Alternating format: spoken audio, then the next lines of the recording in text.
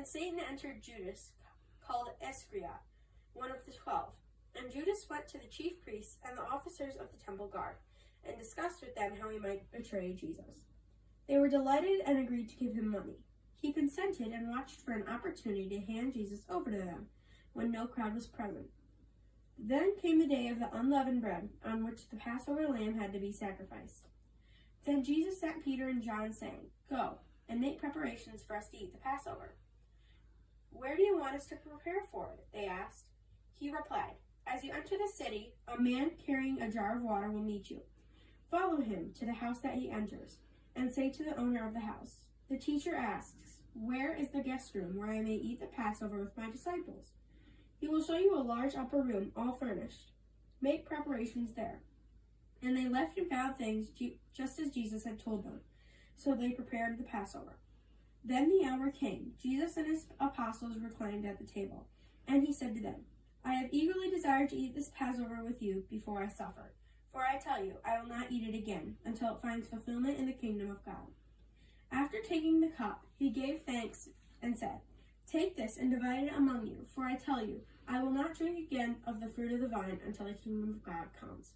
And he took bread, gave thanks, and broke it, and gave it to them, saying, "This is my body given to you. Do this in remembrance of me."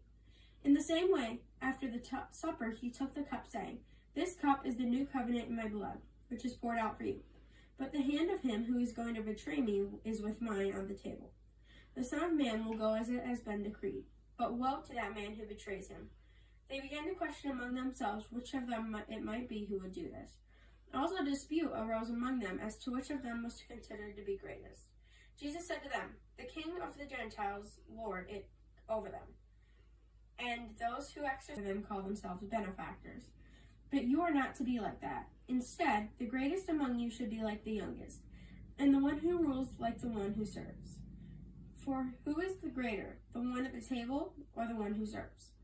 Is it not the one who is at the table? But am I among you as the one who serves? You are those who have stood by me in my trials, and I confer on you a kingdom, just as my Father conferred one on me. I eat and drink at my table in my kingdom, and sit on thrones. But I have prayed for you, and when you have turned back, strengthen your brothers." But he replied, "Lord, I am ready to go with you to prison and death." Jesus answered, "I tell you, Peter, before the rooster crows today, you will deny 3 times that you know me." Then Jesus asked them, "When I sent you without purse, bag, or sandals, did you lack anything?" "Nothing," they answered. He said to them, "But now, if you don't have a purse, take it, and also a bag. If you don't have a sword, sell your cloak and buy one.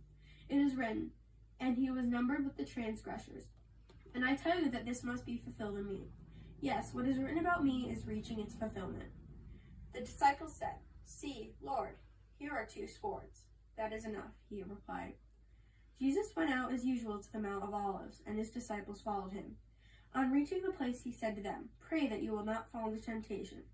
He withdrew about a stone's throw behind them, knelt down, and prayed, "Father, if you are willing, take this cup from me. Yet not my will, but yours be done." An angel from heaven appeared to him and strengthened him.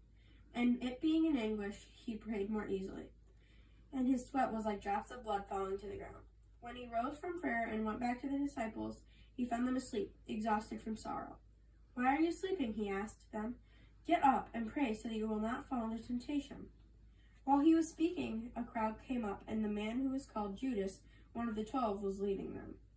He approached Jesus to kiss him, but Jesus asked him, "Judas, are you betraying the Son of Man with a kiss?" When Jesus' followers saw what was going to happen, they said, "Lord, should we strike with our swords?" And one of them struck the servant of the high priest, cutting off his ear. But Jesus answered, "No more of this." And he touched the man's ear and healed him. Then Jesus said to the chief priests, the officers of the temple guard, and the elders who had come for him, "Am I leading rebellion that you have come with swords and clubs? Every day I was with you in the temple courts, and you did not lay a hand on me. But this is your hour, when darkness reigns."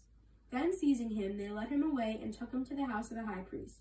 Peter followed at a distance. But when they kindled a fire in the middle of the courtyard and had sat down together, Peter sat down with them. A servant girl saw him seated there in the firelight. She looked closely at him and said, "This man was with him." But he denied it. "Woman, I do not know him," he said. A little later, someone else saw him and said, "You are also one of them." "Man, I am not," Peter replied. About an hour later, another one asserted, Certainly this fellow was with him, for he is a Galilean. Peter replied, Man, I do not know what you're talking about. Just as he was speaking, the rooster crowed. The Lord turned and looked straight at Peter. Then Peter remembered the word the Lord had spoken to him. Before the rooster crows today, you will disown me 3 times. And he went outside and wept bitterly. The men who were guarding Jesus began mocking and beating him. They blindfolded him and demanded, Prophecy, who hit you? And they said many other insulting things to him. At daybreak, the council of the elders of the people, both the chief priests and the teachers of the law, met together. And Jesus was led before them. If you are Christ, they said, tell us. Jesus answered, If I tell you, you will not believe me. And if I asked you, you would not answer. But from now on, the Son of Man will be seated at the right hand of the mighty God. They all asked, Are you the Son of God? He replied, You are right in saying what I am. Then they said, Why do we need any more testimony? We have heard it from his own lips.